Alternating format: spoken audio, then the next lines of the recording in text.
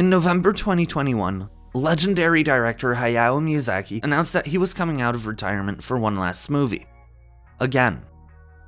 This would end up being the recently released The Boy and the Heron.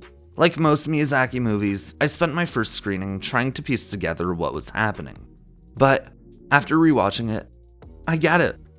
I get why this is his return. His last movie. His goodbye to the industry. Huh? Well, I guess he's back. Again. Huh. While I'm glad he's back, and I can't wait for his next project, I originally found it weird that he would continue after this one. His latest project certainly feels like a creator's final hurrah. Though, the very elements that make it feel that way may be the very reasons we should be even more excited for the stories he chooses to tell next. Really, by observing the way the film approaches its themes of legacy and control, Miyazaki's decision becomes less surprising, and we become better equipped to understand both the director and his future. In my future, I'd like you to subscribe?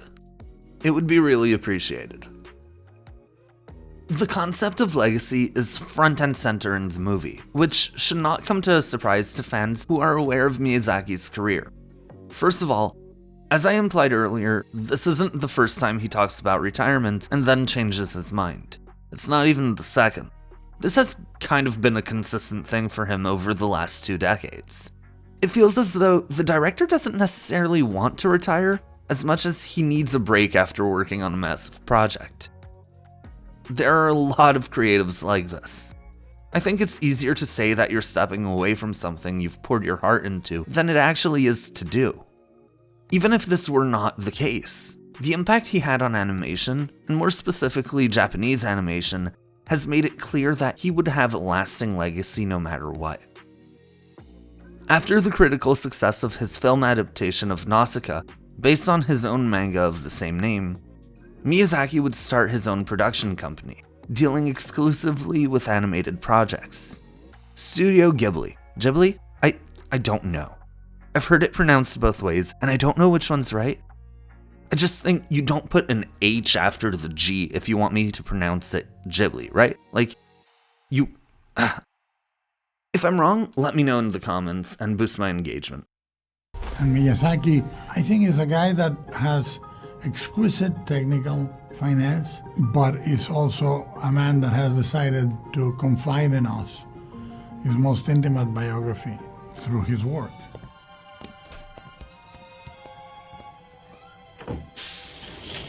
I'm sure that it's much easier to know him as a human being by watching the movies than by spending a long road trip.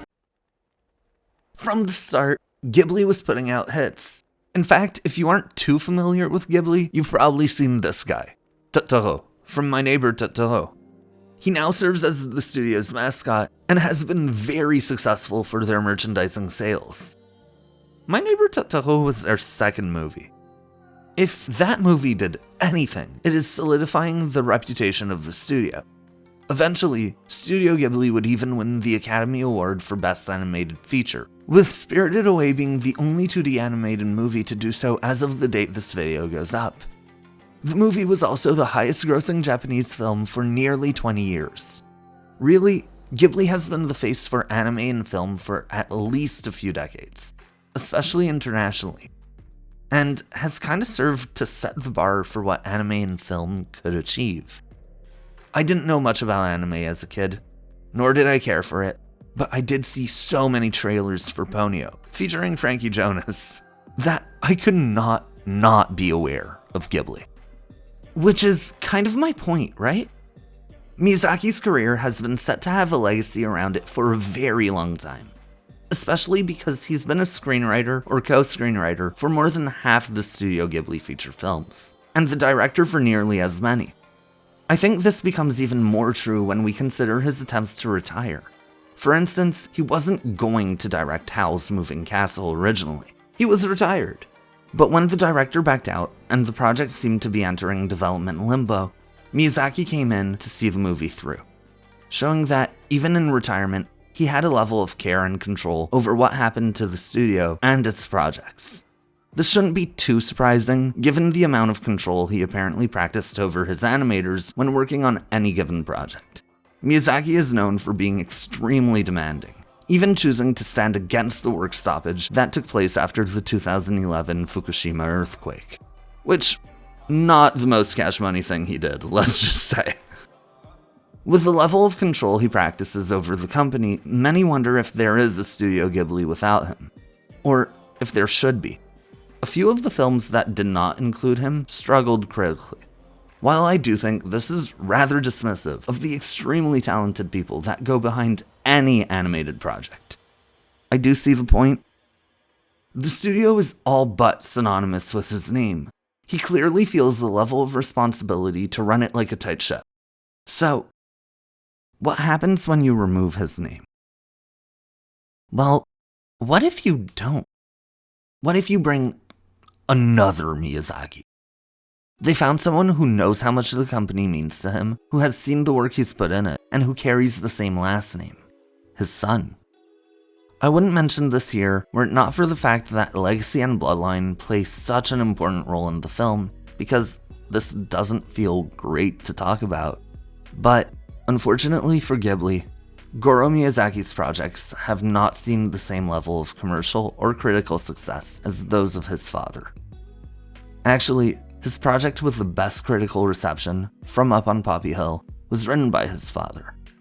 His most recent movie received a particularly bad reception, in part due to his role as Ghibli's first fully 3D feature, which upset many fans, as the studio is known for their distinct style. It's safe to assume Hayao Miyazaki may feel as though his leadership over the studio may be more needed than his retirement.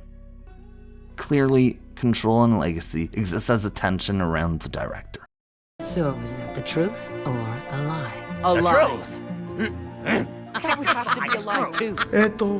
この作品は今までの宮崎駿っていうのは若い頃から映画を作り続けてきたんですけれども、やっぱり、会社のことを考えたり出資してくれてるパートナーのことを考えたりして映画をヒットさせたいっていうことをやっぱり頭の片隅に置いて映画を作ってきたと思うんです。ただ今回の作品はそういう出資者を一切得ずにスタジオジブリ単独で映画を作ることによってそういうことから解放されて作ったということが最大の今までの作品との違いだと思います。それによって宮崎駿の芸術性が高められましたし、自由に彼が映画を作ることができたというのが最大のポイントです。This explains why legacy is so consistently present in this movie. There are two particularly notable instances of this. The first is Shoichi Maki's second marriage to his now dead wife's younger sister. This is what's referred to as surrogate, though its counterpart where widows marry their deceased husband's brother, levirate, is more common. Generally, it is specifically to continue the bloodline. Many parts of the world have practiced levirate at varying points in time, and though I'm no expert on the subject, I would not be surprised if it's still frequently practiced in different areas around the world. That said, I found this odd on my first watch. It later makes sense, as Mahito's mother, Hime, seems to come from a bloodline blessed with magical abilities. So, while it may originally seem as though the marriage between Shoichi and Natsuko is due to my favorite himbo war profiteer's wealth, sorry Lockheed Martin, babe, I still love you, I wasn't ready to commit. It may actually be to make sure there are surviving members to her bloodline, especially as Natsuko already has a child on the way. So, why is her bloodline so important? Well, because of the great-granduncle's tower. Only people related to him seem to be able to enter and access the worlds available within it, but they can do more than just that. According to him, we can build these worlds ourselves, recreate them every few days in order to make sure they don't fall apart, keep them safe and keep them going. Even if he hasn't found a way to build them perfectly, to have a world that doesn't fall apart without him, he trusts that his successor will. That his successor will take what he's created and perfect it. He chose Mahito to be his successor. It is not only his legacy that he's trying to pass on, but what he feels is his duty, his perfectionism. He worries that the worlds he created are out of his control and that they can't survive without him. So he practices control for as long as he can and chooses to give his great-grandnephew his place when he no longer can. Simultaneously, Mahito's been living in a war-torn world where everything seemed to be out of his control. His mother died despite his best efforts to save her. His father's remarrying. He's changing schools into one where he doesn't fit in. There's this heron that keeps trying to swing by for some reason, and now he finds himself in a world where pelicans eat warawaras and parakeets try to eat humans. Life is not in his control. But in these new worlds he enters, he meets his mom, or her younger self, before she met his father, before she had him. And the young woman seems unbothered by the future. She chooses to continue living in the moment and looks forward to every part of the journey. She knows she will be his mom one day, and she knows she will die too. Knowing she can't change that, she isn't bothered by it and makes the most of the time she does have. To contrast with her, there's the Parakeet King, who is unaccepting of the inherent chaos of the world he exists in. He believes that there needs to be justice. If things have been one way, they must continue. And when Mahito chooses to not continue to try to force these worlds into existing, to let them be as is, the Parakeet King decides he will control them, and fails, resulting in the destruction of these worlds.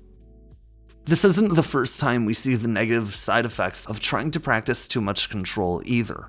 Returning to the pelicans mentioned earlier, they were brought to live into this magical world, and their diet had to be changed greatly. They no longer live their natural lives, and we understand that, though this made them cruel, they are victims of what happened to them. They are victims of control. Although Mahito lives in an especially chaotic world, I think what we should take from this is the futility of trying to control what is not in our hands. The state of the world around us, our legacies, these aren't things we can or should try to control. As when a giant parakeet tries to do so, there ends up being more destruction than anything else. Miyazaki is born during the Second World War, and through his filmography, it's clear that even though he's likely too young to remember all that much of the war, it left a lasting impression on him. There's clearly some of his younger self in Mahito. However, I see more of him in the great-granduncle. The man who built this tower that holds all these fantastic universes and the different stories to tell. The man who's afraid that it will fall apart without him, and therefore searches for a successor. That man reminds me of a man who founded the studio that gave birth to all these different worlds and their different stories. The man who comes back to the studio when things aren't going too well, and who established his son before leaving. With The Boy and the Heron, which, by the way, the Japanese title for this movie roughly translates to How Do You Live? Which is a way better title, especially as I think this works better with the themes of the movie. It feels as though Miyazaki is finally letting go of the concerns he has about the studio, his legacy, and control moving forward. He's accepting the chaos, and instead of trying to control it, he's hoping to see where it'll lead him. In the early 2010s, Hayao Miyazaki said that if he were to say he would like to continue making projects as he approached his 80s, he might be foolish. I think all of this showed us that, while he may have been afraid to be foolish back then, he no longer is. And I can be way off base about this, but to me it feels as though he's at a point in his career where he no longer worries about how his next project will make him seem, or how it'll affect the studio. He just cares about making it. It feels like The Boy and the Heron was about his journey to getting to this point, while also being what gave him that final push to be here. Personally, I'm very excited to see what projects he does next, as I think this newfound freedom must be exhilarating. It must bring so many new possibilities with it. If I'm wrong, I'll be happy to get more of the same Miyazaki. who's been making classics for audiences for decades now. Maybe that is foolish. Thank you for watching. I hope this helped you get more out of the movie, and I hope this makes you look forward to the future of Studio Ghibli. Please consider subscribing and checking out my other videos. The support means the world to me. If there's any show or movie you recommend, please do. Who knows? I might make a video about it.